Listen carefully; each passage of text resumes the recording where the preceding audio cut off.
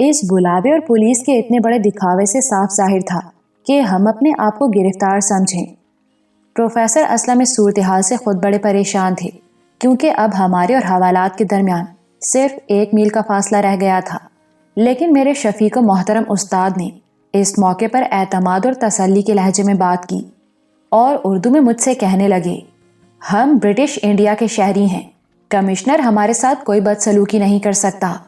اگر ہمارے خلاف کوئی کارروائی ضروری سمجھی گئی، پھر بھی ہماری حکومت سے مشورہ کیا جائے گا، کیونکہ ہندوستانی ریاست کی ایک راجکماری ہماری پارٹی میں سفر کر رہی ہے۔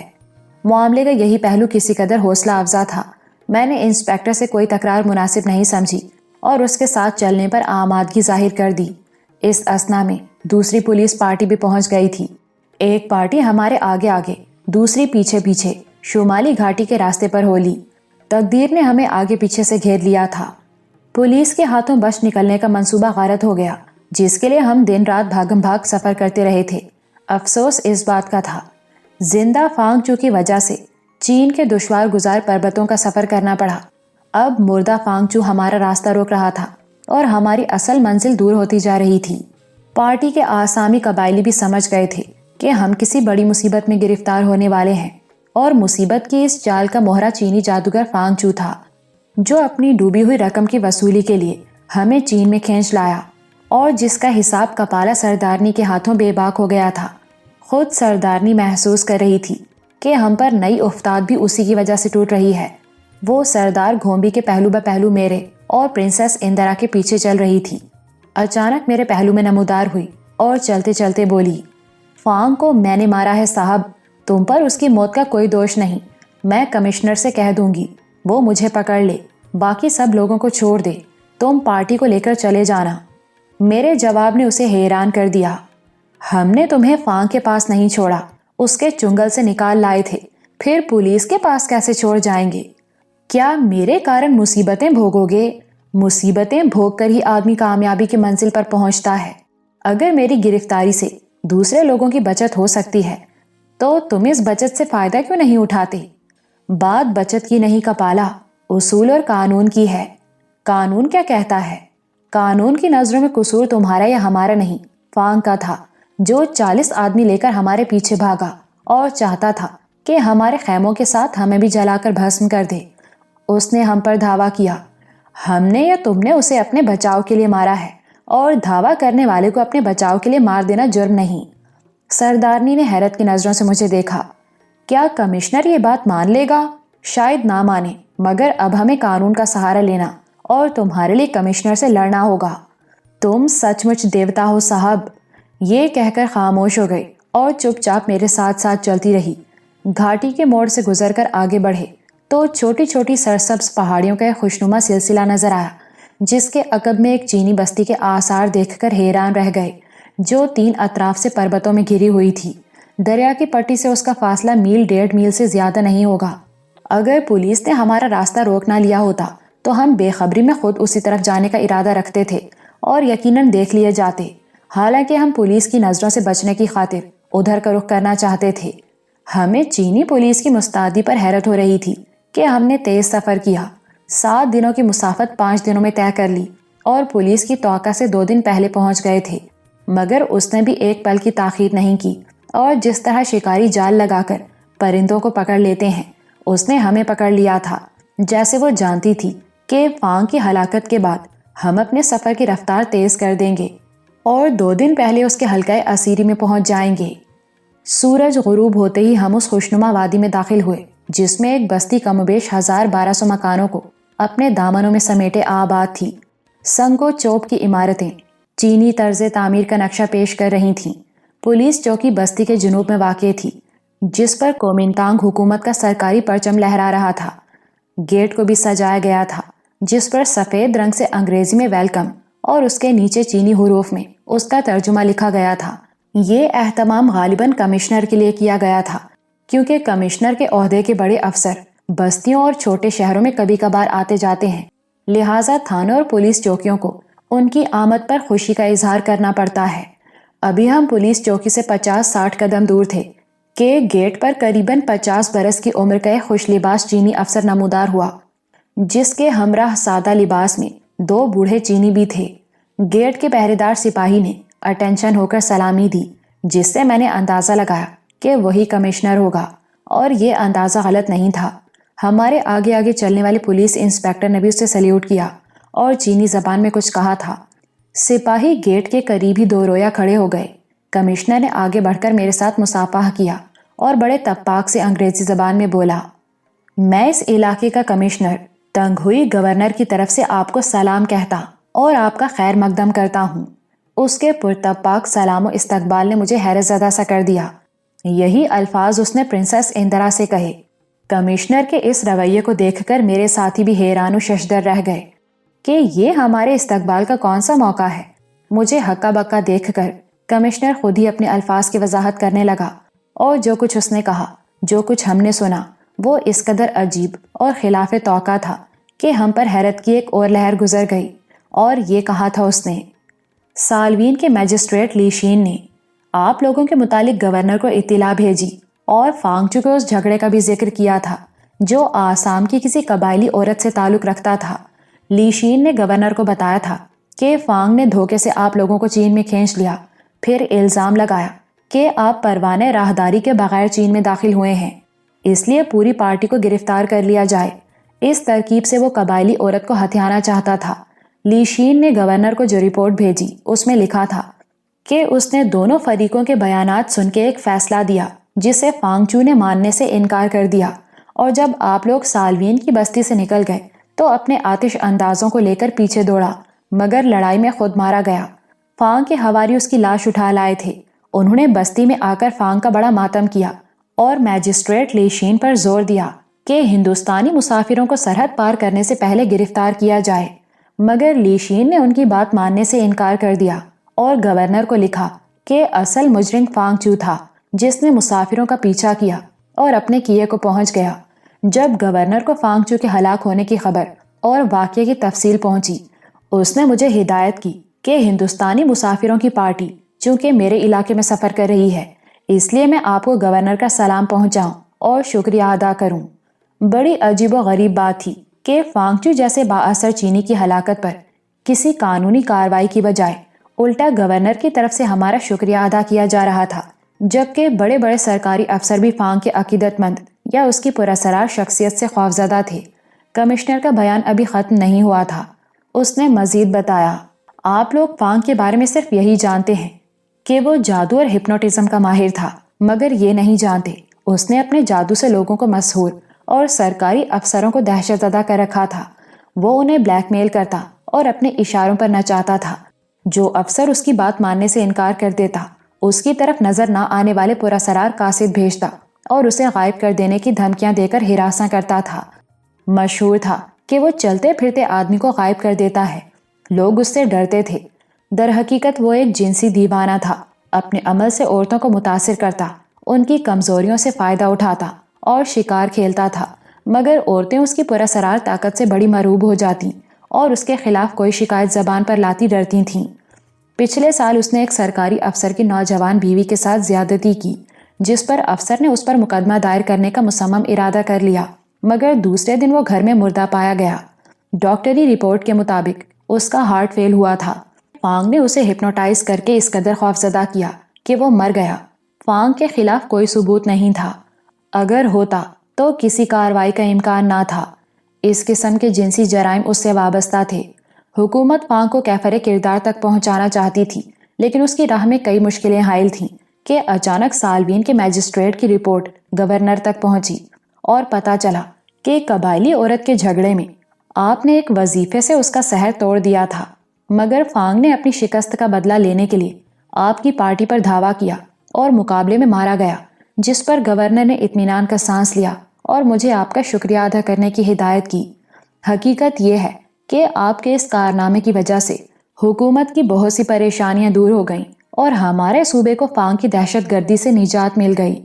अब मैं और मेरे वो साथी जो अंग्रेजी जानते थे, गवर्नर के शुक्रिया और कमिश्नर के पुरतपाक रवैये का मतलब समझ गए और इस बात पर हैरान हो रहे थे कि हम तो इस खौफ से कि फांगचू की हलाकत के इल्ज़ाम में हमें चीन में रोक लिया और मुकदमे में उलझा लिया जाएगा, चीन से भाग रहे थे। مگر پراسرار قدرت نے خود ہمارے تحفظ کا سامان فراہم کر دیا اور ہمارے ارد گرد پھیلے سارے خطرے اطمینان کی چادر میں لپیٹ لیے تھے۔ دراصل انسانی ذہن قدرت کی بہت سی حکمتوں اور بہت سے اسرار کو سمجھنے کا شعور نہیں رکھتا، اور یہ بھی نہیں جانتا کہ کون سا عمل کیا نتیجہ پیدا کرے گا، کیونکہ بعض کاموں کے نتائج انسان کی توقع کے بالکل برعکس ظہور میں آتے ہیں۔ ہم چین میں اپنے غیر قانونی داخلے اور فانگچو ایسے بااثر چینی کی ہلاکت سے پریشان ہو کر بھاگے تھے، مگر میجسٹریٹ لی شین کی رپورٹ ہماری بے گناہی کی دستاویز بن گئی۔ ہم نے دل ہی دل میں بوڑھے چینی قانون دان کا شکریہ ادا کیا، جس نے فانگ کے ساتھ ہمارے الجھے ہوئے جھگڑے کا ایک سیدھا حل نکالا اور اپنے فیصلے سے گورنر کو بھی آگاہ کر دیا تھا۔ کمشنر ہوئی کا بیان سن کر ہم بیک وقت حیرت اور مسرت کی کیفیتوں سے دوچار ہوئے، لیکن اس کے پاس کہنے کے لیے ابھی کچھ اور بھی تھا۔ وہ ہمیں بتانے لگا، گورنر نے آپ کا شکریہ بھی ادا کیا اور اس بات پر معذرت بھی کی ہے کہ آپ کی پارٹی کو چین میں بعض مشکلات اور پریشانیوں کا سامنا کرنا پڑا۔ میں گورنر کی طرف سے پیشکش کرتا ہوں کہ اگر آپ چین میں کچھ دن رہنا پسند کریں تو آپ سب لوگ سرکاری مہمان ہوں گے اور سیر و سیاحت کی آسانیاں فراہم کی جائیں گی، اور اگر سفر جاری رکھنا چاہیں تو میں اپنی نگرانی میں آپ لوگوں کو بحفاظت سرحد کے اس پار پہنچا دوں گا۔ اس کے علاوہ گورنر نے آپ کی پارٹی کے اس آدمی کے لیے نقد انعام بھی بھیجا ہے جس نے فانگچو کو ہلاک کیا، کیونکہ وہ ایک ایسا مجرم تھا جس نے حکومت کے لیے بھی بہت سی پریشانیاں پیدا کر دی تھیں۔ اب میں اس بہادر آدمی سے ملنا چاہتا ہوں جس نے فانگ ایسے خطرناک آدمی کا کام تمام کیا۔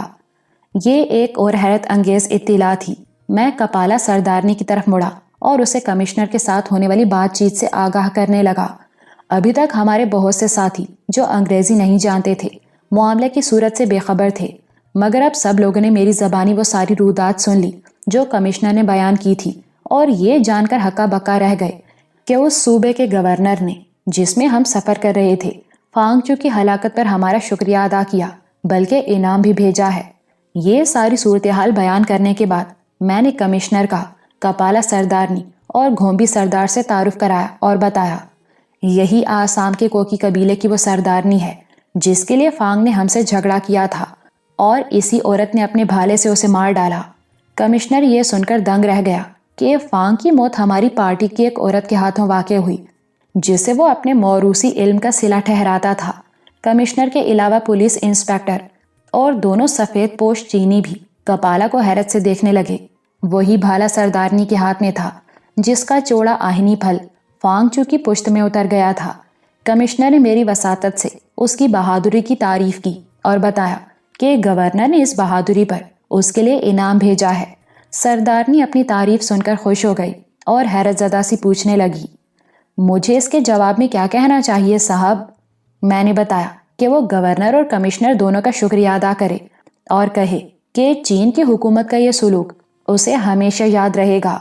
پھر میں نے اس کی طرف سے یہی بات کمشنر سے کہہ دی، مگر سردارنی نے اس بات میں کچھ اضافہ کر دیا اور بولی، میں انعام کی حقدار نہیں، بلکہ مجھ سے زیادہ اس پر ایک اور آدمی کا ادھیکار ہے، اور وہ آدمی وکرم ہے جس نے فانگچو پر چھلانگ لگائی تھی۔ اگر وکرم اسے بے بس نہ کر دیتا تو وہ میرے بھالے کا شکار نہ ہوتا۔ اور یہ بات غلط نہ تھی، فانگ کے ساتھ ہونے والے معرکے کا اصل ہیرو وکرم ہی تھا جو شدید زخمی ہوا، حتیٰ کہ سر کے گھاؤ کی وجہ سے اس کی زندگی خطرے میں پڑ گئی۔ یہ پریشانی بھی لاحق رہی کہ کہیں اس کی یادداشت زائل نہ ہو جائے۔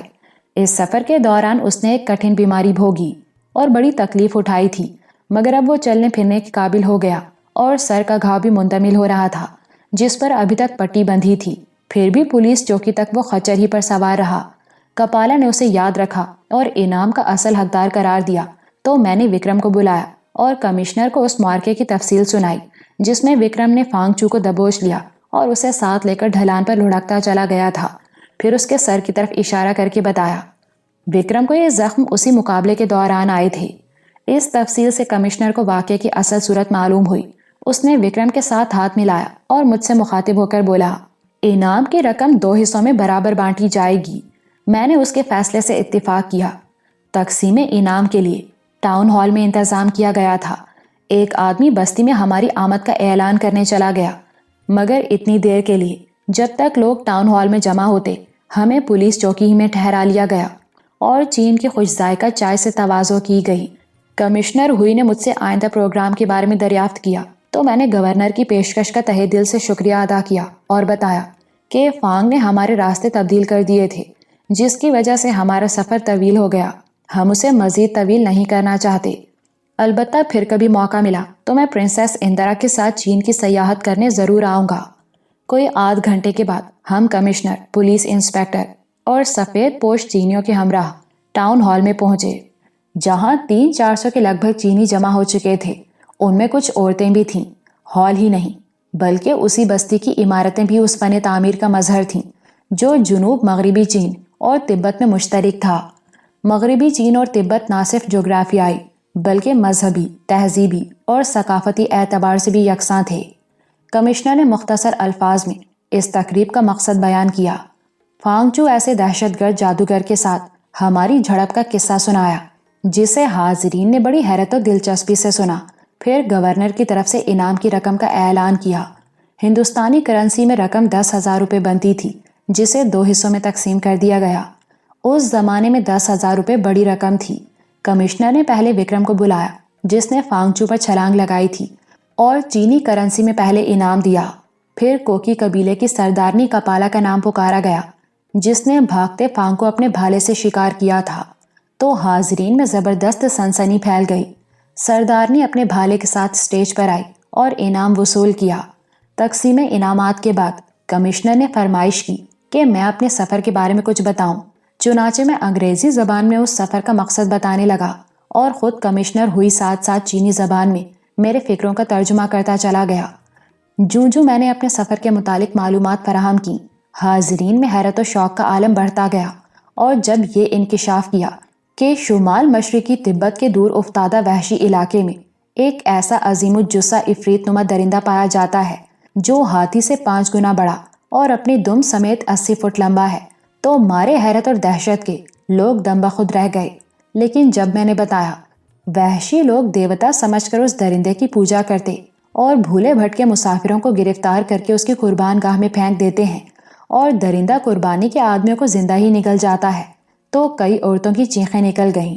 میں نے بیان کیا، میرے والد ناصر نواب 15 برس پہلے ایک پارٹی لے کر اس آدم خور درندے کو ہلاک کرنے گئے تھے، مگر وہ فلک بوس چٹانوں سے گھری دہشت ناک وادی میں حادثے کا شکار ہو گئے اور لوٹ کر نہ آ سکے۔ اب میں اپنے باپ کا مشن پورا کرنے کے لیے اسی وادی میں جا رہا ہوں تاکہ انسانی قربانی کی لعنتی رسم ختم کی جا سکے اور بھولے بھٹکے مسافر وحشیوں کے ہتھے چڑھیں، نہ درندے کا لقمہ بنے۔ چینیوں کے لیے یہ انکشاف کسی طلسم ہوشربا سے کم نہ تھا کہ تبت کے دور افتادہ علاقے میں ہاتھی سے 5 گنا بڑا کوئی عظیم الجثہ درندہ رہتا ہے جو زندہ انسانوں کو نگل جاتا ہے، اور وحشی لوگ اس کی عبادت کرتے ہیں۔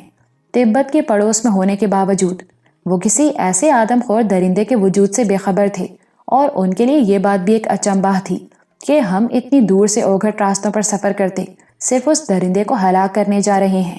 البتہ وہ یہ ضرور جانتے تھے کہ لہٰذا میں بودھ نوادر کی زیارت کو جانے والے بعض اکا دکا مسافر لوٹ کر نہیں آتے، اور یہ سمجھ لیا جاتا ہے کہ وہ کہیں رستے ہی میں مر گئے یا کسی درندے کا شکار ہو گئے ہوں گے۔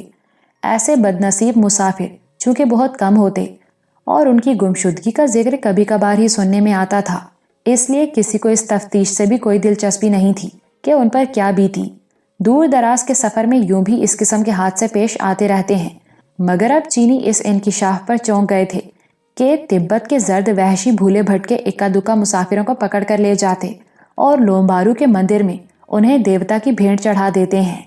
اچانک حاضرین میں سے 38-40 برس کا ایک دبلا پتلا چینی کھڑا ہوا اور اس نے بتایا کہ اس کا چچا جو شمال مغربی چین کے شہر چنگٹو میں رہتا تھا، 16 برس قبل ایک انگریز جوڑے کے ہمراہ جو انگلستان سے سیر و سیاحت کے لیے نکلا تھا، لہاسا کی یاترا کرنے گیا، لیکن نہ تو وہ انگریز جوڑا لوٹ کر آیا نہ اس کا چچا واپس آ سکا تھا۔ جب کمشنر ہوئی نے اس کے بیان کا انگریزی ترجمہ مجھے سنایا، میں چنگٹو شہر، انگریز جوڑے اور اس کے چینی ساتھی کا ذکر سن کر چونکا، کیونکہ دوگل اور کریاپا نے اپنی کہانی میں ایک انگریز جوڑے اور 2 چینی ملازموں کا ذکر بھی کیا تھا جن سے وہ وحشیوں کے بندی گھر میں مل چکے تھے۔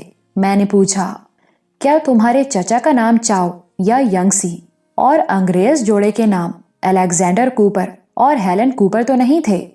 जब कमिश्नर ने मेरे अल्फाज का तर्जुमा किया, दुबला पतला चीनी मारे हैरत के यूं उछला जैसे उसके पाँव में स्प्रिंग लगे हों और जमीन ने उसे उछाल दिया हो। उसने जवाब दिया, हाँ साहब, मेरे चचा का नाम यंगसी और उसके साथी का नाम चाओ था। वो दोनों अलेक्जेंडर कूपर और हेलन कूपर ही के साथ तिब्बत के सफर पर गए थे। मगर आप उन्हें कैसे जानते हैं और इस वक्त वो कहाँ हैं? इस गुफ्तगू से जो कमिश्नर हुई के जरिए हो रही थी, लोगों में एक हैरत अंगेज सनसनी फैल गई। दुबले पतले चीनी ने, जिसका नाम मालूम हुआ कि चयांग था, मुझसे 2 सवाल किए थे, जिनमें पहले सवाल का जवाब मैं दे सकता था कि उन्हें कैसे जानता हूँ, मगर दूसरे सवाल का जवाब नहीं दे सकता था कि इस वक्त वो कहाँ हैं। मैंने उसे पहले ही सवाल का जवाब दिया और बताया, तुम्हारा चचा और उसका साथी अलेक्जेंडर कूपर और हेलन कूपर के हमराह 15 बरस पहले जर्द वहशियों के उस मुहिब बंदी घर में देखे गए थे, जहां उन्हें लोमबारू की कुर्बानी के लिए कैद कर दिया गया था। किसने देखा था उन्हें? मैंने दुग्गल, किरियापा और बोधी को अपने करीब बुलाया और कहा, इनमें 2 आदमियों ने, मैंने दुग्गल और किरियापा की तरफ इशारा किया, उन्हें बंदी घर में देखा था, क्योंकि ये भी भटक कर वहशियों के इलाके में चले गए और वहां कैद कर दिए गए थे। मेरे वालिद ने तमाम कैदियों को बंदी घर से रिहा कराया था और ये तीसरा आदमी, मैंने बोधी की तरफ हाथ उठाया, जानता है कि उन्होंने मेरे वालिद की पार्टी के साथ उस आतिशफिशा पहाड़ की जानिब सफर किया था जहां लोमबारू का मंदिर है। वो सब लोग दरिंदे का खात्मा करने के लिए एक सुरंग के रास्ते मौत की वादी में दाखिल हो गए थे और बोधी भी उनके साथ दाखिल हुआ था, मगर यही तन्हा उस वादी अजल से बाहर आ सका। दुग्गल, किरियापा और बोधी ने मेरे बयान की तस्दीक की और बताया कि वो अलेक्जेंडर कूपर, हेलन कूपर, यंगसी, चाओ और दूसरे कैदियों से मिले थे जो बंदी घर में असीरी के दिन गुजार रहे थे। दुग्गल ने यह भी बताया, हेलन कूपर अपने 2 बच्चे चंगटू में अपनी किसी सहेली के पास छोड़ आई और उन्हें याद करके अक्सर रोया करती थी।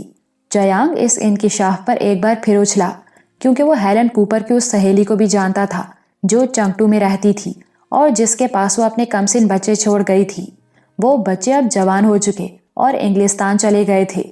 दुग्गल की इस शहादत से सबको यकीन आ गया कि मैंने अलेक्जेंडर कूपर, हेलन कूपर, यंगसी और चाओ के हवाले से भूले भटके मुसाफिरों की गिरफ्तारी और असीरी की जो कहानी सुनाई और जर्द वहशियों के हौलनाक देवता के बारे में जो मालूमात फराहम की हैं, वो फर्जी नहीं बल्कि हकीकत पर मबनी है और वो सब कुछ उसी तरह हो गुजरा है जो मैंने बयान किया, और अभी कुछ और भी होने वाला था, क्योंकि हम भी उसी वादी मौत की तरफ आज़म सफ़र थे।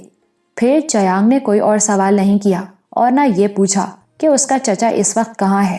अलबत्ता वो यकलख्त गमगीनो उदास हो गया। मेरे मजीद कुछ बताए बगैर ही उसे अपने सवाल का जवाब मिल गया था।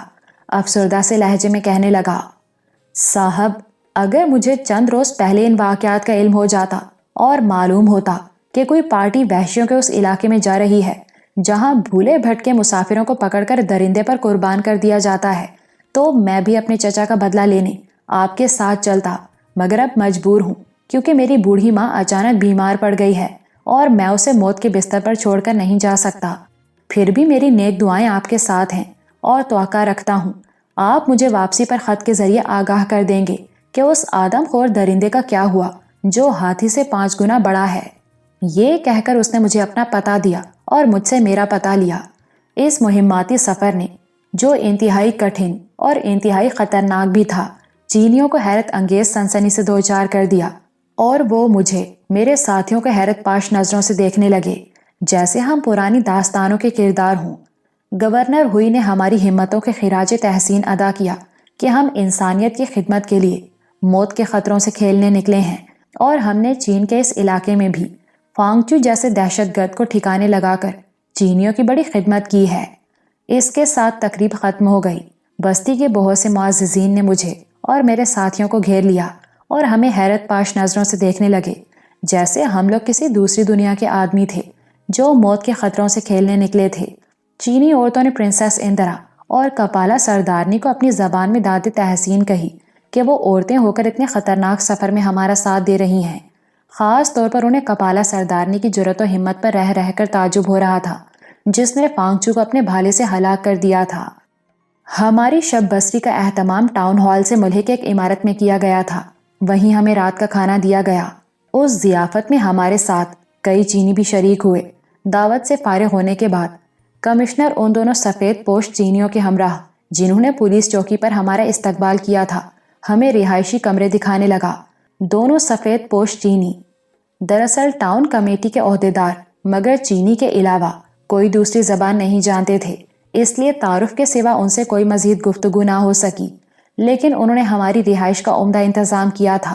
بالخصوص میرے اور پرنسس اندرا کے لیے جو کمرہ مخصوص کیا گیا وہ سامان آرائش سے آراستہ تھا۔ کوئی 10 بجے کمشنر، پولیس انسپکٹر اور ٹاؤن کمیٹی کے دونوں عہدیدار شب بخیر کہہ کر رخصت ہوئے اور میں پرنسس اندرا کے ہمراہ اپنے کمرے میں داخل ہوا تو کپالا سردارنی اور وکرم بھی ہمارے پیچھے پیچھے کمرے میں آئے اور دونوں نے آتے ہی انعام کی رقم میرے سامنے ڈھیر کر دی۔ میں نے تعجب سے پوچھا، یہ کیا؟ سردارنی نے پہلے وکرم کو بولنے کا موقع دیا اور وہ پوربی زبان میں جو بیکانیر میں بولی جاتی ہے کہنے لگا، ہمارے کو یو رقم کاہے دلاوت ہو صاحب؟ ارے تم نے اتنی بہادری سے فانگ پر چھلانگ لگائی، پھر مقابلے میں تمہیں اتنے گھاؤ لگے، یہ رقم تمہاری بہادری کا صلہ ہے۔ راجپوت شکاری کچھ اور سوچ رہا تھا۔ فانگ پہ چھلانگ کسی بھاڑے میں نہ ہی لگائی اور ہمار کو یوں لگت ہے یو رقم فانگ کو مارنے کا بھاڑا ہووے۔ انعام بھاڑا نہیں نذرانہ ہوتا ہے، بھینٹ اور سوغات ہوتی ہے، پر ہمرے کو بھینٹ کاہے؟ میں نے وکرم کی بات کاٹ دی کیونکہ جانتا تھا وہ کیا کہنے والا ہے۔ اس نے کسی بھینٹ یا انعام کے لالچ میں نہیں بلکہ جے پور کے جنگل میں کیا ہوا وعدہ پورا کرنے اور میری جان بچانے کے لیے سب کچھ کیا تھا، اس لیے یہ انعام اسے بھاڑا معلوم ہو رہا تھا۔ اب میں نے اسے کسی دوسری طرح سمجھانے کی کوشش کی۔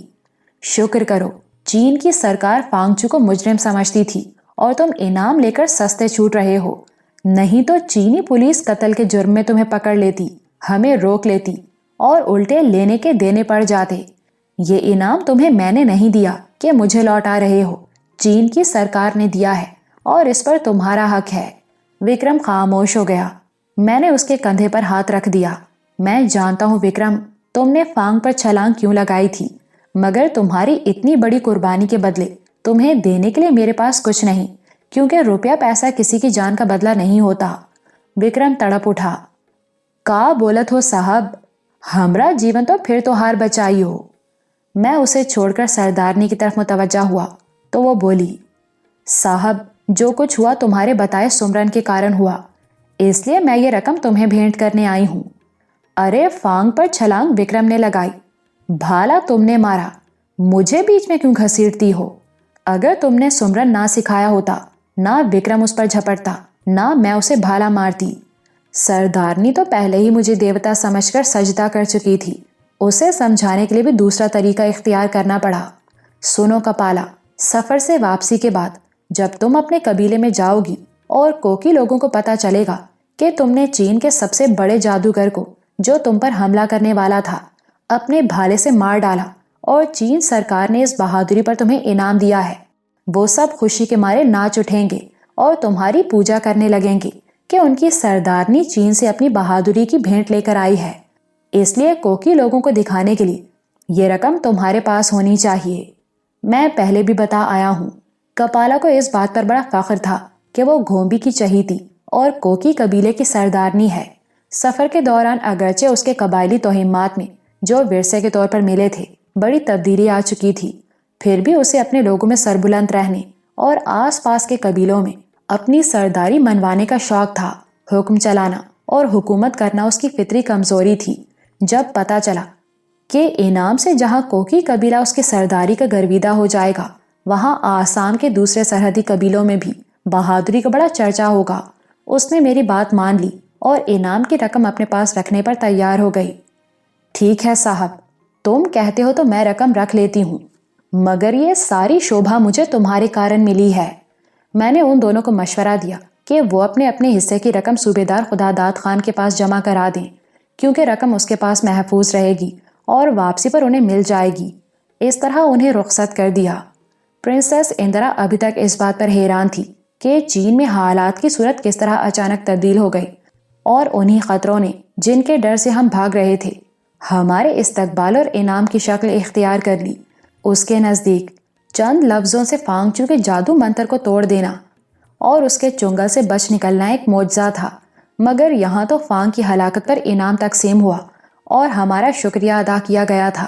वो मुझे हैरत और ताजुब की नज़रों से देखती रही, फिर अचानक बोली, ये सब कुछ कैसे हुआ? जब कुदरत किसी आदमी या ग्रोह की मदद करना चाहती है तब नामुमकिन बातें भी मुमकिन हो जाती हैं। अब उसका ये ख्याल यकीन में ढलता जा रहा था कि ज़रूर मुझ पर भगवान के अनदेखे हाथ का साया है। मैंने उसके ख्याल की तरदीद ज़रूरी नहीं समझी। दूसरे दिन हिदायत के मुताबिक हमारे मेज़बानों ने अलग सुबह नाश्ते का बंदोबस्त कर दिया और हम कमिश्नर, पुलिस इंस्पेक्टर और चंद सिपाहियों की हिफाजत मैयत में सूरज निकलते ही बस्ती से रवाना हो गए।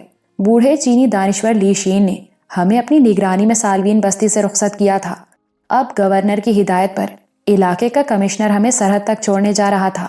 रवानगी के वक्त कमिश्नर ने बहुत से तहाइफ भी पेश किए।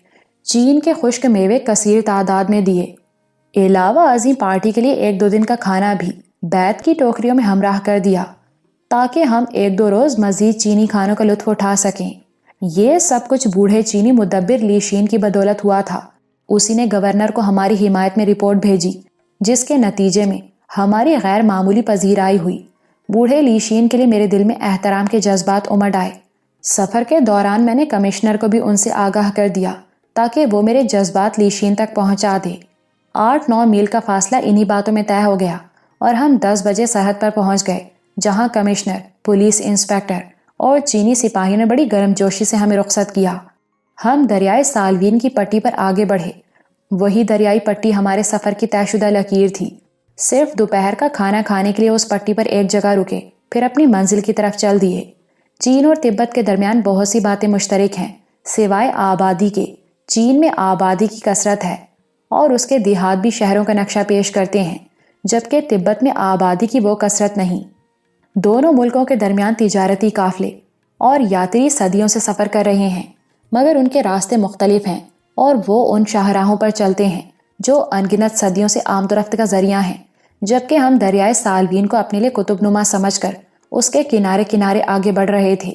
कमिश्नर हुई ने बताया कि लोग दरिया के साथ साथ शाज़ो नादिर ही सफ़र करते हैं, क्योंकि दूसरे रास्तों की बानिस्बत ये रास्ता ज़्यादा मुश्किल है। तिब्बत में दरिया की पट्टी पर जूं आगे बढ़े, मंजर तब्दील होते चले गए। यूं तो दरियाए सालवीन जिन पहाड़ों के दरमियान बहता है उनमें कोई नुमाया फ़र्क नहीं।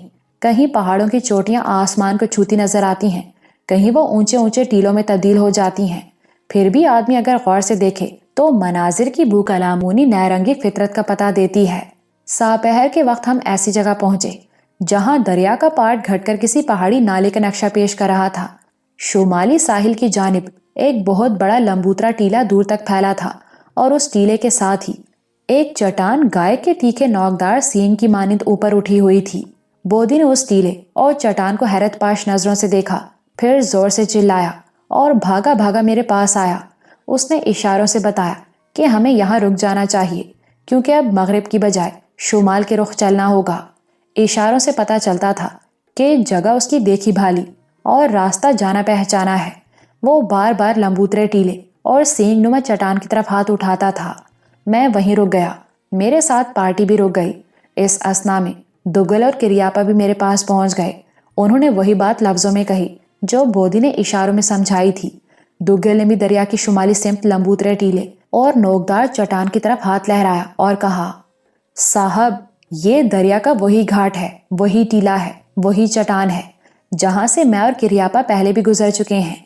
जर्द वहशियों से छुटकारा पाने के बाद भागे तो 5वें दिन हमने इसी घाट पर, इसी टीले के पास पड़ाव किया था, जिसके बाजू में गाय के सींग जैसी नोकदार चट्टान खड़ी है। और ये जगह मुझे इसलिए भी याद है कि यहाँ हमने एक खरगोश का शिकार किया था। किरियापा ने उसके बयान की तायीद की और बताया वो इस जगह को कभी नहीं भूल सकता, क्योंकि यहाँ पहुंचकर उन दोनों ने इत्मीनान का सांस लिया था। दुग्गल और किरियापा की शहादत के बाद बोधी अपने हलक की आवाज़ों और इशारों से बताने लगा कि उसने साहब के साथ इसी जगह से दरिया पार किया और लंबूतरे टीले के पास कैंप लगाया था। यहाँ रात गुजारने के बाद वो शुमाल की तरफ चलते रहे, जिधर वीरान मंदिर का बूढ़ा लामा बंजन और गारू कबीले का सरदार जोलाई उनकी रहनुमाई करते रहे। हत्ता के 7वें रोज तमूचा के वहशियों ने उन्हें घेर लिया। उस जगह के मुतालिक जहां हम रुक गए थे 3 آدمیوں کی شہادتیں یکساں تھیں اور تینوں ایک ہی بات کہہ رہے تھے کہ انہوں نے لمبوترے ٹیلے اور نوکدار چٹان کو پہچان لیا اور یہاں سے ہمیں شمال کی جانب سفر کرنا ہے۔ ان کے بیان میں صرف ایک اختلاف تھا اور وہ معمولی سے اختلاف یہ تھا کہ دوگل اور کریاپا وحشیوں کی بستی سے رہائی حاصل کر کے 5ویں دن گھاٹ پر پہنچے تھے، جبکہ بودی کے بقول ابو کی پارٹی نے اسی گھاٹ سے وحشیوں کی بستی تک کا فاصلہ 7 روز میں طے کیا تھا۔ پارٹی نے معمول کے مطابق سفر کیا تھا، مگر دوگل اور کریاپا وحشیوں کے خوف سے کہیں بھاگتے دوڑتے، کہیں رکتے، سانس لیتے گھاٹ تک آئے تھے۔ تو آخر ہم اس مقام پر آ گئے جو بودی، دوگل اور کریاپا کا دیکھا ہوا تھا اور جہاں سے وہ وحشیوں کی بستی اور دیوتاؤں کے تنور سے ہماری رہنمائی کر سکتے تھے۔ میں نے صوبیدار خداداد خان کو لمبوترے ٹیلے کے پاس پڑاؤ ڈالنے کا حکم دیا اور بودی سے پوچھنے لگا کہ ابو کی پارٹی نے یہاں کس رخ کیمپ لگایا تھا۔ یہ عجیب اتفاق تھا کہ کچھ سنے کچھ پوچھے بغیر صوبیدار نے بھی اسی رخ کیمپ لگایا جس رخ 15 برس پہلے وہاں ابو کی پارٹی کا کیمپ لگا تھا۔ پھر میرا اور پرنسس اندرا کا خیمہ گائے کے سینگ والی چٹان کے پاس عین اس جگہ نصب کیا گیا جہاں بودی کے بقول ابو اور کلارا آنٹی کا خیمہ نصب ہوا تھا۔ یہ میرے اور ابو یا پھر پرنسس اندرا اور کلارا آنٹی کے درمیان ایک مماثلت پیدا ہو گئی تھی جس میں ہمارے ارادے کا کوئی دخل نہیں تھا۔ میں نے، بودی نے صوبیدار سے اشارتاً بھی کوئی بات نہیں کی تھی کہ کیمپ کس رخ لگنا چاہیے یا میرا خیمہ کہاں نصب کیا جائے۔ جب کیمپ لگ چکا میں نے بودی کی طرف دیکھا، وہ بھی اس اتفاق پر دنگ رہ گیا کہ نہ صرف کیمپ کی شکل وہی تھی بلکہ میرا خیمہ بالکل ابو کے خیمے کی جگہ لگایا گیا تھا۔ یہ بات اس نے خاص طور پر محسوس کی کہ قدرت مجھے ابو کے نقش قدم پر لیے جا رہی تھی، کیونکہ جس طرح ابو اور کلارا آنٹی کا بیاہ سفر کے دوران ہوا اسی طرح میرا اور پرنسس اندرا کا عقد بھی سفر میں ہوا تھا۔ معلوم نہیں وہ اس مماثلت کے بارے میں کیا سوچتا ہوگا، لیکن میرے دل میں نامعلوم سے خوف کی لہر سرسرائی تھی کہ شاید میں بھی ابو کے انجام کی طرف بڑھ رہا ہوں۔ کیمپ لگتے ہی ہم نے رات کا کھانا کھا لیا کیونکہ شام کا جھٹپٹا اتر آیا تھا۔ جھٹپٹے میں مغربی آسمان پر نئے چاند کی جھلک بھی دیکھ لی۔ کھانے کے بعد پرنسس اندرا پروفیسر اسلم رانا صفدر کے ہمراہ ارد گرد کے ماحول کا جائزہ لینے چلی گئی اور میں صوبیدار خداداد خان کو پہرے کے بارے میں ہدایات دینے لگا۔ اگرچہ ابھی ہم زرد وحشیوں کے حلقے سے 7 روز کی مسافت پر تھے، مگر دریا کے گھاٹ سے ہمارا رخ اپنی اصل منزل کی طرف تبدیل ہو گیا تھا اور ہم ان راستوں پر گامزن ہونے والے تھے جن پر زرد وحشی مسافروں کو گھیر لیتے اور لومبارو کی قربانی کے لیے بندی گھر میں ڈال دیتے تھے۔ اس لیے ان راستوں پر پہرے کے خصوصی انتظامات کی ضرورت تھی۔ میں نے صوبیدار کو اپنے خیمے میں بلا لیا تھا۔ اس نے پڑاؤ ڈالتے ہی کیمپ کی نگرانی کے لیے دوگل اور کریاپا کے ساتھ، جو اس مقام سے پہلے بھی گزر چکے تھے، ہرنام سنگھ کی ڈیوٹی لگا دی تھی۔ حالانکہ میں ان تینوں ساتھیوں کو ایک خاص مقصد کے تحت آرام دینا چاہتا تھا۔ میں نے بتایا، وحشی اپنی بستی سے نکل کر منزل 2 منزل کی مسافت تک دھاوا کرتے ہوں گے، اس لیے ہمارے سفر کی ابتدائی 4-5 منزلیں زیادہ خطرناک نہیں ہوں گی۔ البتہ 5ویں منزل کے بعد چونکہ ہم وحشیوں کے علاقے سے قریب ہو جائیں گے، لہٰذا خطرے بڑھ جائیں گے اور ہمیں ہر مرحلے پر چوکنا رہنا ہوگا۔ خطرے کی ان راتوں میں دوگل، کریاپا اور بودی مسلسل پہرے پر رہیں گے، جو وحشیوں کے ہتھ کنڈوں کو سمجھتے اور ان کے دھاوا کرنے کا طریقہ جانتے ہیں۔ ہرنام سنگھ ان کے ساتھ پہرا دے گا، جس کی نظریں اندھیرے میں بھی چیتے کی طرح کام کرتی ہیں۔ ان چاروں کو ابتدائی منزلوں پر مکمل آرام دینے کی ضرورت ہے، کیونکہ آگے جا کر انہیں مسلسل جاگنا ہوگا، اس لیے پہلی 4 راتیں ان میں سے کسی کی ڈیوٹی نہ لگائی جائے۔ صوبیدار نے میری بات سے اتفاق کیا۔ بودی نے اشارے سے میرے خیال کی تائید کی اور فیصلہ ہو گیا کہ بودی، دوگل اور کریاپا کے ساتھ ہرنام سنگھ کو بھی آنے والی پرخطر راتوں کے لیے محفوظ رکھا جائے، جو پہرے کے معاملے میں انتہائی ہوشیار، چوکس اور قابل اعتماد تھا۔ ابتدائی راتوں میں گھومبی سردار، پانچوں کوکیوں، ڈوبا اور ان کے ساتھ باری باری ٹھاکر اجیت سنگھ، رگھو رائے اور وکرم، جو اب ٹھیک ہو چکا تھا، پہرا دے سکتے تھے۔ اس فیصلے کے مطابق صوبیدار نے دوگل، کریاپا اور ہرنام سنگھ تینوں کی ڈیوٹی تبدیل کر دی اور ہرنام سنگھ کی جگہ خود سنبھال لی۔ اپنے ساتھ 2 کوکیوں اور رگھو رائے کے ساتھ آدھی رات جاگنے اور آدھی رات سونے کے اوقات طے کر لیے۔ دوگل اور کریاپا تو صوبیدار کا فیصلہ سنتے ہی اپنی چھولداری میں آرام کرنے چلے گئے، مگر ہرنام سنگھ سیدھا میرے پاس آیا اور بولا، صاحب جی، یہ کیا ہنیر ماریا ہے آپ نے؟ اندھیرا کیسا ہرنام سیاں، 4 راتیں پوری نیند لو, مزے سے سو. جے میں ہٹ اتے 4 راتاں ستا رہا تے یہ نیند سوہری آپاں دے گٹھیاں گوٹیاں میں بیٹھ جاؤ گی اور ہر نام سیاں سوتا ہی رہ جائے گا. پوری نیند لینے سے تو جسم کی کسل مندی دور ہوتی اور آدمی نئے دن کے لیے چست و چالاک ہو جاتا ہے. پر سفر میں سوتے رہنا کوئی چنگا کم نہیں. آپ کو پتا ہے آپا پہرے چوکی, مجھے معلوم ہے تم پہرے چوکی کے بڑے شوقین ہو. میں نے اس کی بات پکڑ لی. اپنے گاؤں میں ٹھیکری پہرا بھی دیتے رہے ہو, مگر سفر میں سونا بہت ضروری ہے. آگے چل کر ہم سب وحشیوں کے علاقے میں داخل ہوں گے. تمہیں لگاتار جاگنا اور بودی کے ساتھ پہرا دینا ہوگا. اس لیے میں چاہتا ہوں کہ تم 4 راتیں پوری طرح سو لو تاکہ خطرے کی راتوں میں اچھی طرح جاگ سکو.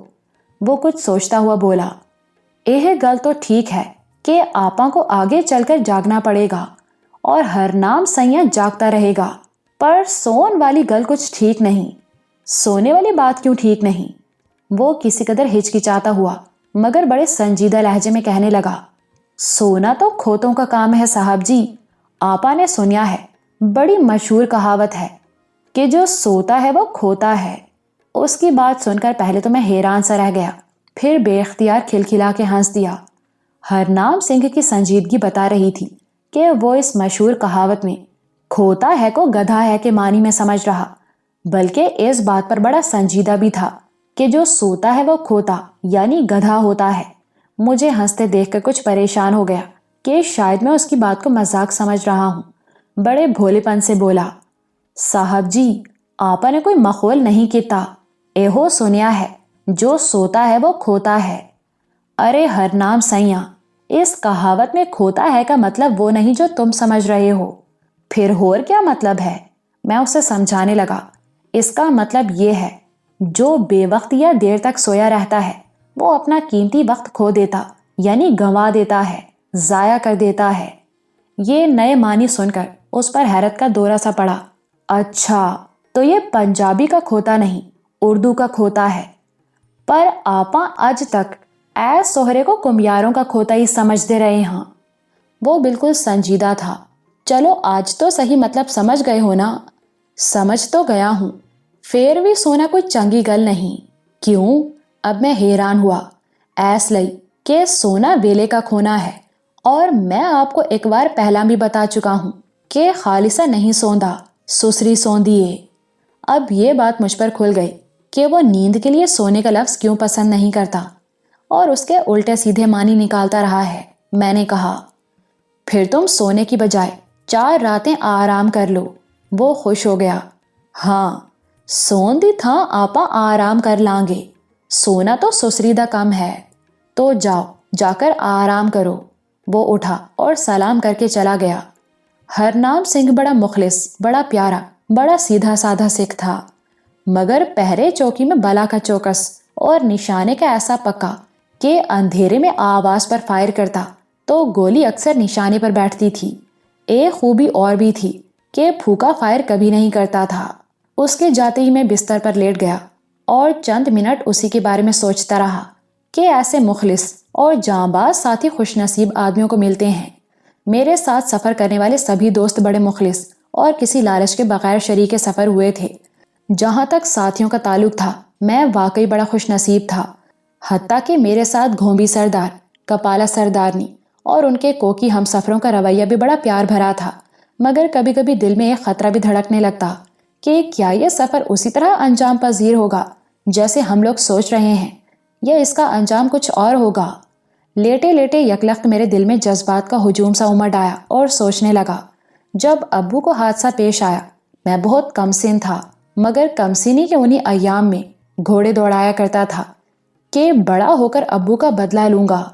عمر کے ساتھ ساتھ یہ جذبہ جوان ہوتا چلا گیا اور حالات نے بھی کچھ ایسا رخ بدلا کہ میں میاں بادشاہ کے نہ چاہتے ہوئے بھی شکاری بن گیا. جیسے قدرت خود میری تربیت کر رہی ہو کہ میں بھی ان راستوں پر سفر کروں جن پر ابو نے کیا تھا, مگر کوئی ان راستوں سے آگاہ نہ تھا, کسی کو اس منزل کی خبر نہ تھی. میرے سفر کا خواب اور انتقام کا جذبہ خواب پریشان کے سوا اور کچھ نہ تھا.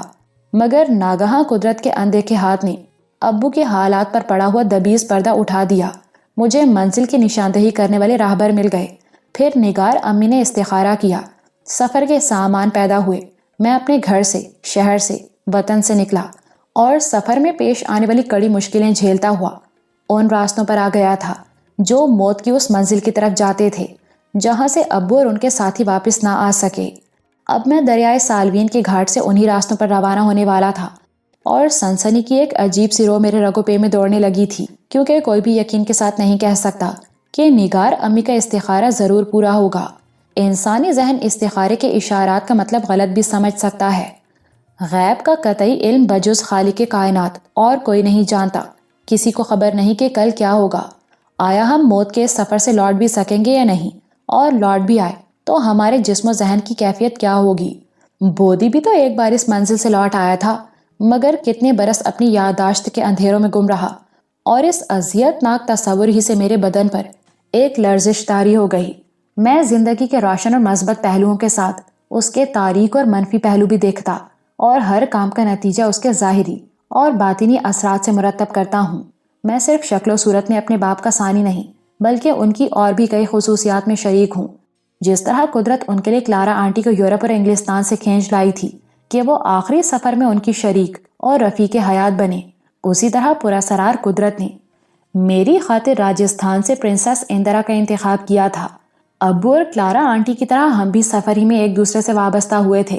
پھر کلارا آنٹی اور پرنسس اندرا کے درمیان حیرت انگیز یکسانی اور مماثلت کی جو مثالیں ظاہر ہوتی رہیں، میرے اور ابو کے حالات میں مطابقت کے جو پے در پہ سامان پیدا ہوئے، وہ قدرت کی پراسرار زبان میں اشارہ کر رہے تھے کہ میں اور پرنسس اندرا اسی انجام کی طرف گامزن ہیں جس انجام سے ابو اور کلارا آنٹی دو چار ہو چکے تھے۔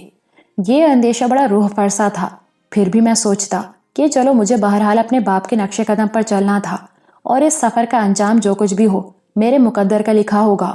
مگر پرنسس اندرا، میرے شفیق و محترم استاد، دوست، ساتھی، جو میرے سفر میں اور دراصل میرے انجام میں شریک تھے، آخر کس پاداش میں وادی اجل کی طرف گامزن ہے، کیونکہ جو کچھ مجھ پر گزرنے والا تھا وہی انہیں پیش آنے والا تھا۔ یہی وہ دھڑکا، وہ خطرہ تھا جو کبھی کبھی مجھے بے چین کر دیتا۔ یوں تو موت پیدائش کے دن سے ہر ذی روح کے ساتھ لگی رہتی ہے، اور یہ دنیا جہاں ہم چلتے پھرتے ہیں دراصل مردوں کی دنیا ہے، جس میں انگنت انسانوں، انگنت جانوروں، انگنت پرندوں کی ہڈیاں دفن ہیں۔ ہم دراصل مردوں کی لاشوں یا ان کی خاک اور ہڈیوں پر چلتے پھرتے ہیں، کیونکہ جب سے دنیا آباد ہوئی ہے اربوں کھربوں ذی روح مر چکے، جلائے یا دفنائے گئے، یا موت کے زبردست ہاتھوں نے انہیں پیوندے زمین کر دیا، اور اس دھرتی کے ہر خطے، ہر ملک، ہر راستے میں ان کی ہڈیاں زیر زمین دفن ہیں۔ اس لیے جو پیدا ہوا اس کے لیے موت کی منزل سے گزرنا لازمی ہے۔ پھر بھی موت اور زندگی کے درمیان کچھ فاصلے ہوتے ہیں، اور طبعی طور پر انسان اپنی زندگی کے تقاضے پورے کر کے موت سے ہم آغوش ہوتا ہے۔ کیا ہم نے زندگی کے وہ تقاضے پورے کر لیے تھے، یا وادی اجل کا سفر ہی ہماری زندگیوں کا سب سے اہم تقاضا تھا؟ میں تنہائی کے ان لمحوں میں جو اتفاق سے دریائے سالوین کے گھاٹ پر میسر آ گئے، انہی خیالات سے دو چار تھا کہ پرنسس اندرا، پروفیسر اسلم اور رانا صفدر خیمے میں داخل ہوئے۔ انہیں دیکھتے ہی میں اٹھ کر بیٹھ گیا، اور اندرا نے آتے ہی اعلان کر دیا، امجد، ہم نے سوچ لیا ہے کہ ان راستوں پر سفر نہیں کریں گے جن راستوں پر تمہارے ابو کی پارٹی نے سفر کیا تھا، بلکہ ہم راستہ تبدیل کر دیں گے۔ میں حیرت سے اس کا منہ دیکھنے لگا کہ منزل کے قریب پہنچ کر راستہ بدلنے کی کیا ضرورت ہے، مگر اس کی طرف سے جواب پروفیسر اسلم نے دیا، پرنسس کا خیال ہے ہمیں جنوب کی طرف سے وحشیوں کے علاقے میں داخل ہونے کی بجائے شمال کی جانب سے داخل ہونا چاہیے۔ کیوں؟ میں نے دلچسپی کا اظہار کیا۔ اس لیے کہ غیر ملکی سیاح اور بودھ یاتری جو لہاسا کی بودھ خانقاہ کی زیارت کرنے نکلتے ہیں عام طور پر چین سے تبت میں داخل ہوتے، اور بعض لوگ رستوں سے بھٹک کر زرد وحشیوں کے ہتھے چڑھ جاتے ہیں۔ وحشیوں کی نظریں بھی چین کی طرف سے آنے والے مشرقی راستوں پر اپنے شکار تلاش کرتی ہوں گی۔ شمال میں اوپر تکلا ماکن کا ہولناک اور وسیع صحرا ہزاروں مربع میل کے رقبے میں پھیلا ہے، ادھر سے سیاح اور یاتری تبت میں نہیں آتے، نہ وحشیوں کی اس طرف توجہ ہوگی۔ پرنسس نے سوچا ہے ہم جنوب مشرق کی جانب سے آگے بڑھنے کی بجائے وحشیوں کے علاقے کو اپنے مشرق میں چھوڑتے ہوئے مغربی سمت سے شمال کو نکل جائیں اور شمال کی طرف سے دیوتاؤں کے تنور کا رخ کریں۔ وحشی اس جانب سے غافل ہوں گے اور ہم غفلت میں انہیں جا لیں گے۔ البتہ پرنسس کے منصوبے پر عمل کرنے سے پہلے ہمیں وحشیوں کے علاقے کا ایک نقشہ ضرور تیار کر لینا چاہیے تاکہ کہیں خود نہ بھٹک جائیں۔ میں نے یہ تجویز بڑی توجہ سے سنی اور پوچھا، آپ کا کیا مشورہ ہے اس بارے میں؟ میں پرنسس کو بتا چکا ہوں کہ ہمارا سفر طویل ہو جائے گا اور اجنبی راستوں پر بھٹک جانے کا خطرہ بھی ہے۔ اندرا نے فوراً وضاحت کی، جب ہم اس علاقے کا نقشہ تیار کر لیں گے اور اس کے مطابق سفر کریں گے پھر بھٹک کیسے جائیں گے؟ رانا صفدر کی رائے معلوم کرنا چاہی تو اس نے جواب دیا، میں اپنی رائے کو اپنے دوستوں کی رائے پر ترجیح نہیں دیتا۔ دراصل اندرا کے ذہن میں یہ تجویز اس لیے آئی تھی کہ کہیں وحشی قبیلے ہماری آمد سے خبردار ہو کر ایکا نہ کر لیں اور متحد ہو کر ہمیں گھیر نہ لیں۔ ہمارے پاس آتشی اسلحے کی موجودگی کے باوجود ان کی مشترکہ کارروائی بہت سے خطرات پیدا کر سکتی تھی، اور ان خطرات سے بچنے کے لیے اندرا نے سوچا ہم ایسے راستوں سے وحشیوں کے علاقے میں داخل ہوں جن راستوں سے کسی کی آمد کا امکان نہ ہو، اس طرح ان کی بے خبری سے فائدہ اٹھا کر دیوتاؤں کے تنور تک پہنچ جائیں۔ اندرا کا خیال تھا میں اس کی تجویز سے اتفاق کروں گا، مگر میرا انکار سن کر وہ ہکا بکا سی رہ گئی۔ اب مجھے بتانا پڑا۔ یہ تجویز بگلا پکڑنے کی روایتی ترکیب جیسی ہے کہ جب بگلا ایک ٹانگ پر کھڑا اونگھ رہا ہو، چپکے سے اس کے سر پر موم رکھا ہو، دھوپ میں پگھل کر موم بگلے کی آنکھوں میں گرے گا اور جب وہ اندھا ہو جائے جا کر آسانی سے پکڑ لو۔ پوچھنے والے نے پوچھا، استاد جب آدمی بگلے کے سر پر موم رکھنے جائے اسی وقت کیوں نہ پکڑ لے؟ استاد نے جواب دیا، اگر بگلا یوں ہی پکڑ لیا تو اس میں استادی کیا ہوئی؟ پروفیسر اسلم اور رانا صفدر کھلکھلا کر ہنس دیے اور پرنسس اندرا پریشان لہجے میں بولی، مگر میری تجویز میں بگلا پکڑنے والی کون سی استادی ہے؟ جب ہم مغرب کی طرف سے شمال کی رخ بڑھیں گے تو مغرب ہی سے وحشیوں کے علاقے میں کیوں داخل نہ ہو جائیں، کیونکہ ادھر سے بھی قافلے اور یاتری نہیں آتے۔ وہ کچھ بوکھلا سی گئی۔ ہاں یہ بات میں بھول گئی تھی، شمال کی بجائے ہم مغرب سے بھی وحشیوں کے علاقے میں داخل ہو سکتے ہیں، مگر کون جانتا ہے ہم شمال مغرب کی طرف سے اس علاقے میں داخل بھی ہو سکتے ہیں یا نہیں۔ ادھر قافلے سفر نہیں کرتے، 12 سے 18,000 فٹ بلند پربتوں کا سلسلہ ناقابل عبور ہے۔ ہم پہلے ہی دشوار گزار راستوں پر سفر کرتے رہے ہیں۔ یہ اوگھٹ راستے وحشیوں کے علاقے تک پھیلے، لیکن بودی، دوگل اور کریاپا کے دیکھے بھالے ہیں اور ہم ان کی رہنمائی سے فائدہ اٹھائیں گے۔ اگر راستہ بدل کر شمال مغرب کی طرف نکل گئے تو شاید اس منزل تک نہ پہنچ سکیں جس کی آرزو لے کر نکلے ہیں، اور انجانے راستوں ہی میں کہیں گم ہو جائیں۔ اس لیے ہم انہی راستوں پر سفر کریں گے جن کے راہبر ہمارے ساتھ ہیں۔ میرے فیصلے پر کسی نے اعتراض نہیں کیا۔ پرنسس بھی خاموش ہو گئی۔ میں پھر اسی سے مخاطب ہوا، تمہاری تجویز میں 2 باتیں بڑی اہم ہیں۔ پہلی یہ کہ وحشیوں کو ہماری آمد کا پتہ نہ چل سکے اور ہم ان کی نظروں سے اوجھل رہیں۔ دوسری یہ کہ ان کے علاقے میں داخل ہونے سے پہلے ہمیں اس کا ایک نقشہ تیار کر لینا چاہیے۔ ہم ان دونوں باتوں پر عمل کریں گے۔ یہ سنتے ہی اندرا کا ذہنی تکدر دور ہو گیا جو اس کی تجویز مسترد ہونے کی وجہ سے پیدا ہوا تھا۔ ذرا چہک کر بولی، چلو میری کوئی سجیشن تو تمہیں پسند آئی؟ میں نے اسی وقت بودی، دوگل، کریاپا کو بلا لیا اور انہیں اپنے مقصد سے آگاہ کرتے ہوئے کہا کہ وہ ہمیں وحشیوں کے علاقے کی طرف جانے والے راستوں اور اس علاقے کے اہم مقامات کے بارے میں بتاتے جائیں تاکہ ہم نقشہ تیار کر سکیں۔ پھر پروفیسر ایک بڑا کاغذ پھیلا کر بیٹھ گئے۔ وہ تینوں بھولی بسری یادوں کو اپنے ذہنوں میں تازہ کرنے اور اہم مقامات کے بارے میں بتانے لگے۔ پروفیسر ان معلومات کے مطابق کاغذ پر نشان لگاتے چلے گئے۔ ان کی یادداشتوں کی مدد سے ہم ایک ایسا نقشہ تیار کرنے میں کامیاب ہو گئے جس میں دریائے سالوین کے گھاٹ سے تموچا کی بستی تک راستوں، ان کے درمیان ندی نالوں، اہم پہاڑوں، جنگلوں، میدانوں کی نشاندہی کے بعد تموچا کی بستی سے پراسرار تگائی کے غار، روحوں کی وادی اور دیوتاؤں کے تنور تک، جو دراصل موت کی وادی کے ایک سرے پر دھواں اگلتا ہوا جوالا مکھی تھا۔ راستوں کے ساتھ ساتھ قابل ذکر چٹانوں، کھائیوں، ٹیلوں، پربتوں اور ان پر پھیلے جنگلوں میں درختوں کی اقسام کا تعین کر دیا گیا کہ کس سمت کتنے فاصلے پر کون سی خاص شے موجود ہے۔ دوگل اور کریاپا نے تموچا کی بستی، بندی گھر اور ان پہاڑوں، سرنگوں، دروں اور گلیوں کی تفصیل بیان کی جن سے گزر کر وہ فرار ہوئے تھے، تو بودی نے بستی سے چند میل ادھر اس کھائی کا نقشہ بتایا جہاں چشمے پر ابو کی پارٹی وحشیوں کے ہتھے چڑھ گئی تھی، اور وہاں سے موت کی وادی تک तमाम अहम मकामात की निशानदही की।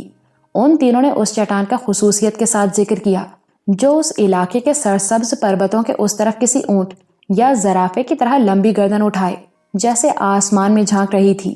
वीरान मंदिर के मर्दे असरार बंजन और सरदार जोलाई की कहानी में जो अब्बू ने अपने आखिरी खत में रकम की थी, उस चट्टान का खास तौर से जिक्र किया था।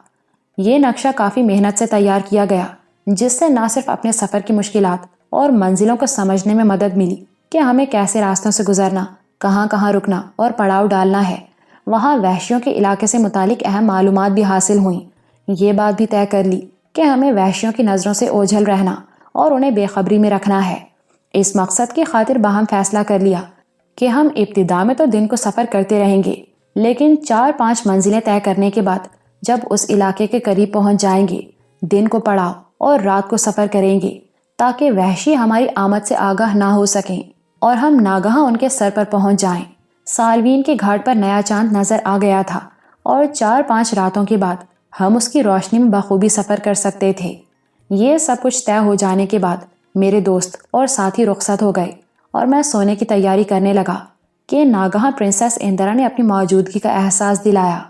वो तुमने मेरी तजवीज़ को बगला पकड़ने वाली तरकीब क्यों कहा था? और क्या कहता, बगला पकड़ना कोई आसान काम तो नहीं, मगर एक बात पर मुझे बड़ी खुशी हुई है। किस बात पर? मैंने जरा चिढ़ाने के लिए कहा। यही कि बगला पकड़ने की तरकीब जानती हो और तुम्हारा जहन बड़ी दूर की सोचता है। उसने मुझे दबोच लिया। फिर जनाब ने मेरी तजवीज़ के मुताबिक नक्शा क्यों बनवाया? नक्शा तो इसलिए बनवाया कि हर बात के दो पहलू होते हैं, नेगेटिव और पॉजिटिव। मैंने तुम्हारी तजवीज़ की खूबी को ले लिया, खराबी को छोड़ दिया। अब तुम भी मुझे छोड़ दो। वो सचमुच मुझे दबाए बैठी थी। पहले मानो कि मैं ठीक सोचती हूँ। बिल्कुल ठीक सोचती हो, जभी तो मैंने तुम्हारे साथ ब्याह किया है।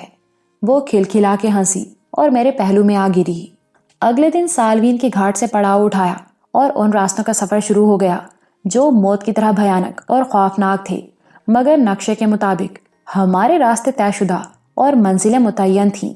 दोगल, किरियापा और बोदी ने जो मालूमात फराहम की उनमें कुछ इख्तिलाफ था क्योंकि उन्होंने मुख्तलिफ रास्तों से सफ़र किया था, मगर हमने बोदी वाले रास्तों को तरजीह दी थी जिनसे 15 बरस पहले अब्बू की पार्टी गुजरी थी। चलते चलते मैंने अपने फौजी साथियों सूबेदार खुदादाद खान, लांस नाइक, हरनाम सिंह और प्रिंसेस इंदिरा के दोनों बॉडीगार्ड्स ठाकुर अजीत सिंह और रघुराय को वो नक्शा दिखाया जो रात तैयार किया था और बताया कि हमें इस नक्शे के मुताबिक सफ़र करना है। वो सब नक्शा देखकर दंग रह गए। फौजी होने के नाते वो उसकी अहमियत को समझते और इस बात पर खुश थे कि हमने बोदी, दोगल और किरियापा की याददाश्तों के जरिए एक अहम काम सर अंजाम दिया है। सूबेदार ने कहा, जंग का उसूल ये है, पहले दुश्मन के इलाके के बारे में मालूमात हासिल करो, उसकी कमजोरियां ढूंढो, फिर हमला करो।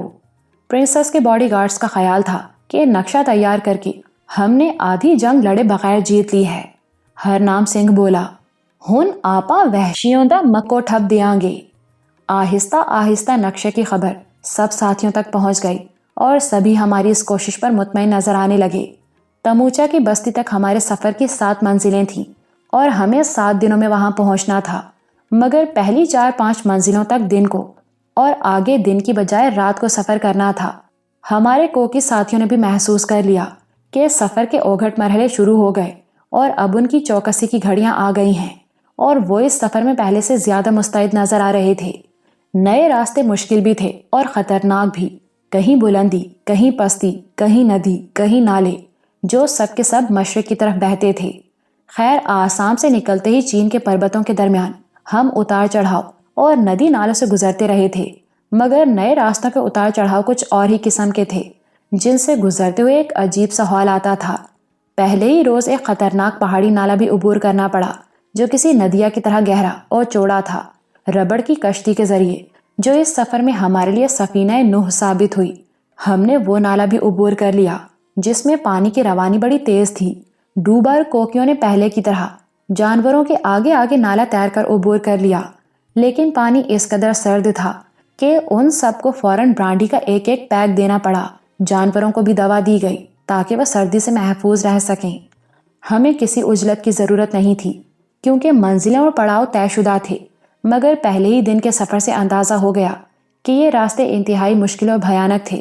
ان کے اتار چڑھاؤ، گھماؤ پھراؤ اتنے تھکا دینے والے تھے کہ پارٹی کے سبھی لوگ مارے تھکن کے نڈھال ہو رہے تھے، اور فکر یہ تھی کیا رات کو کوئی ساتھی پہرا دینے کے قابل بھی رہے گا یا نہیں۔ مگر جب شام کو پہلے پڑاؤ پر کیمپ لگا، کپالا سردارنی میرے پاس آئی اور بتانے لگی کہ ہم پہرے چوکی سے بے فکر ہو جائیں، کیونکہ یہ کام وہ گھومبی سردار ڈوبا اور 5 کوکیوں کے ساتھ اپنی نگرانی میں انجام دے گی۔ سفر کے دوران کوکیوں سے عام طور پر کیمپ لگوانے اور اٹھوانے کا کام لیا جاتا تھا۔ وہی آگ جلانے کے لیے لکڑیاں فراہم کرتے اور جانوروں کی دیکھ بھال میں لگے رہتے، کبھی کبھار ضرورت کے تحت، کیونکہ پہرے کے لیے بندوق چلانے والے آدمی کی ضرورت تھی۔ میں نے سردارنی کے جذبے کی تعریف کی اور بتایا کہ پہرے کی پوری ذمہ داری اس پر نہیں ڈالی جا سکتی، اس لیے کہ کوکی بندوق چلانا نہیں جانتے۔ یہ ٹھیک ہے صاحب، کوکی بندوق نہیں چلاتے، وہ بتانے لگی، مگر ان کے بھالے گولی جیسی پھرتی سے چلتے ہیں اور ان کی آنکھیں بلیوں کی طرح اندھیرے میں بھی دیکھ لیتی ہیں۔ اگر کسی نے ہمارے پڑاؤ پر چڑھائی کی تو ان کے بھالوں سے بچ کر نہیں جائے گا۔ سردارنی چاہتی تھی ان خطرناک منزلوں پر کوکیوں کو پہرے کی ذمہ داری سونپ دی جائے۔ میں نے اس پر اعتماد ضروری سمجھا اور صوبیدار کو ہدایت کر دی کہ آج رات پہرے کا کام سردارنی کے سپرد کر دیا جائے، مگر رانا صفدر بھی رات کو پہرے پر رہے گا۔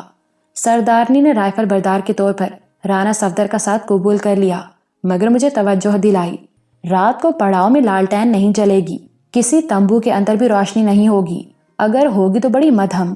میں اس کی زبان سے یہ بات سن کر دنگ رہ گیا۔ دستور یہ تھا کہ رات کو کیمپ کے درمیان ایک بانس گاڑ کر لالٹین اس کے ساتھ آویزاں کر دی جاتی تھی تاکہ کیمپ میں روشنی رہے۔ خیموں اور چھولداریوں میں بھی روشنی ہوتی تھی، مگر اس وقت ہم جن راستوں پر گامزن تھے، جن منزلوں پر ہمیں قیام کرنا تھا، وہاں روشنی ہمارے لیے خطرے کا پیغام بن سکتی تھی۔ میں نے صوبیدار کو ہدایت کر دی کہ آج سے کیمپ میں لالٹین نہیں جلے گی، خیمے اور چھولداریوں میں بھی اتنی مدھم روشنی ہوگی کہ باہر سے نظر نہ آ سکے۔